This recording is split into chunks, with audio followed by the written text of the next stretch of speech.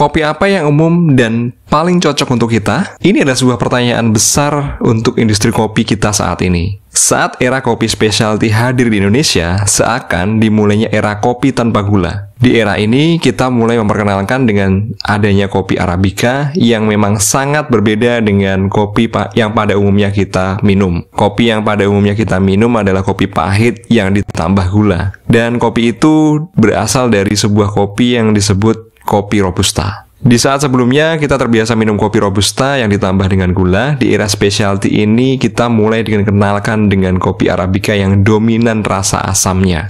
Di era itu, banyak cerita dari kedai kopi hingga coffee shop. Di tengah mereka memperkenalkan atau bahasanya mengedukasi konsumen tentang kopi Arabica, seringkali konsumen cenderung enggan menikmati kopi Arabica karena mereka tidak suka dengan rasa asamnya. Nah, disinilah tantangan kopi specialty diperkenalkan. Dari pendapat konsumen itulah menurutku kenapa para pelaku kopi specialty juga tertarik dengan berbagai proses eksperimen baik terkait dengan pasca panen maupun proses roasting, yang mana mereka menargetkan kopi dengan rasa yang nggak pahit dan nggak terlalu asam. Sederhananya menargetkan rasa manis, kopi yang manis tanpa gula. Konsumen yang menyukai rasa manis menurutku bukanlah tanpa sebab.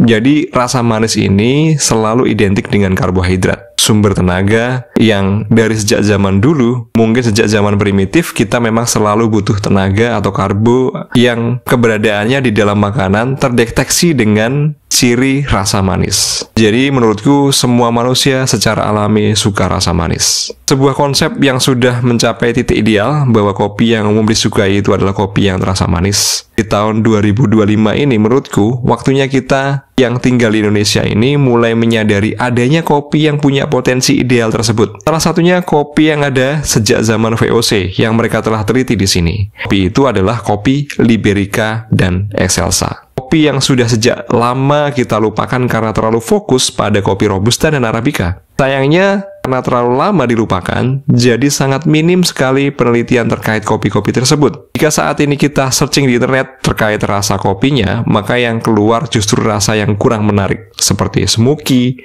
woody, earthy, rubbery, dan sebagainya. Padahal bisa jadi artikel tersebut hanya copy paste atau copy paste dari artikel yang juga nggak jelas asalnya, dan bahkan mungkin cara proses pengolahan kopinya juga kurang benar. Melalui kegiatan kontes kopi Liberica dan Excelsa, Prince of Wonosalam di Jombang bulan sebelumnya, kami justru menemukan rasa dari kopi-kopi tersebut sangat potensial. Rasa yang kami dapatkan justru seputar rasa manis, arah rasa manis buah matang, dan kadang seperti manis daun stevia.